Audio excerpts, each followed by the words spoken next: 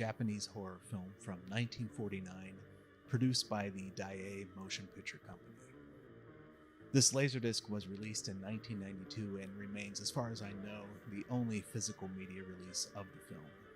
It's part of the Fantastic Treasure series. The Obi strip advertises other titles in this series. From top to bottom, there's Body Snatcher from Hell, Transparent Man vs. the Fly Man, and the US film Them. The jacket on my copy is in rough shape, but the disc plays fine and there is no disc rot at all. It's in Japanese without English subtitles, so keep that in mind.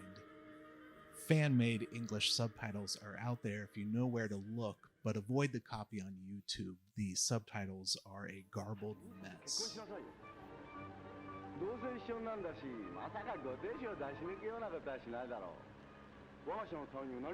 The image quality of this Laserdisc also leaves a lot to be desired, but the movie is such a unique experience, it's definitely worth seeking out. Nijiotoko translates as the Rainbow Man, and that may seem like an odd title for a horror film at first, but the film is about a curse, killing off members of a family one by one, and the last thing the victims see before they die is a rainbow. Nijiotoko.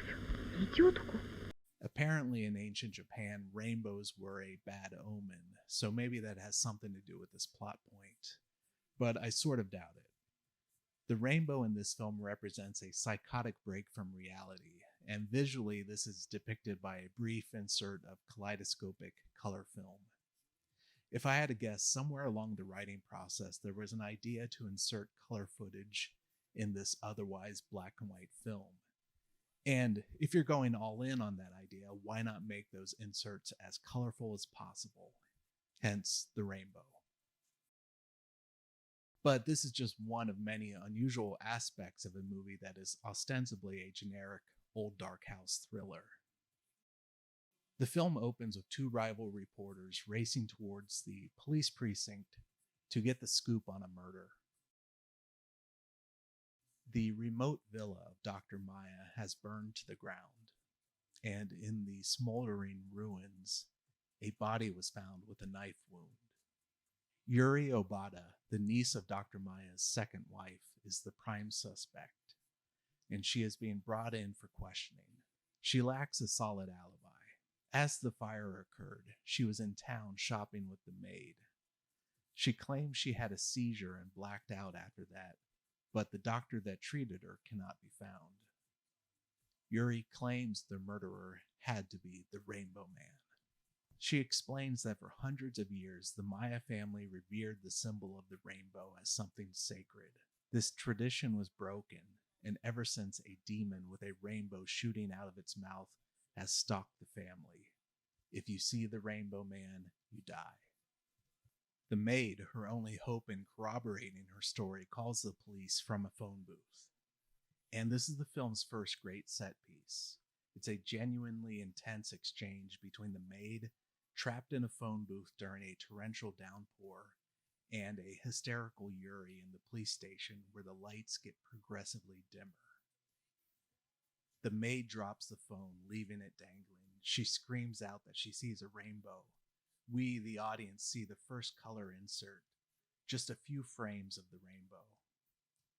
There is thunder, lightning, screaming, it's chaotic. And then the maid is dead. It's not clear what happened, who or what murdered her.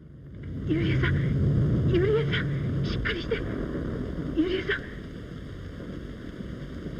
After that scene, we find ourselves in the stately home of Dr. Maya. Our intrepid reporters meet the family.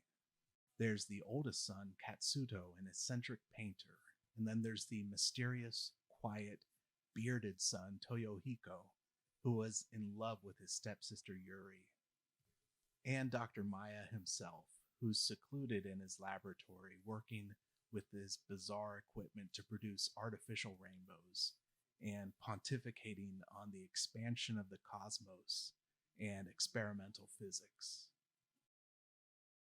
So there you have it, the classic setup for an old dark house thriller. A weird family, a pair of reporters, an opulent home, and a possibly supernatural murderer on the loose. And from this point on, the film does hew pretty closely to the European and American old dark house thriller antecedents. There's characters tiptoeing around the house, shadows appearing on the walls and under doorways, characters peering through keyholes, black cats, whispered confessions, and, of course, screams which draw everyone out. But it's not parody. I appreciate that the tone of this film remains so serious. There's very little comic relief. And this serious tone is supported by the score by Akira Ifukube, most famous for composing the music to Godzilla. It's at times sparse and foreboding,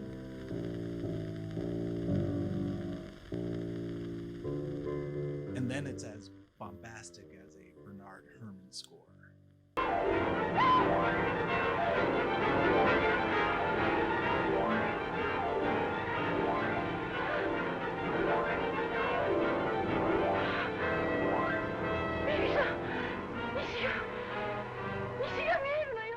Old dark house thrillers never get old, but this movie's eccentricities, like the aforementioned splashes of color and the cosmic technology, make it especially memorable.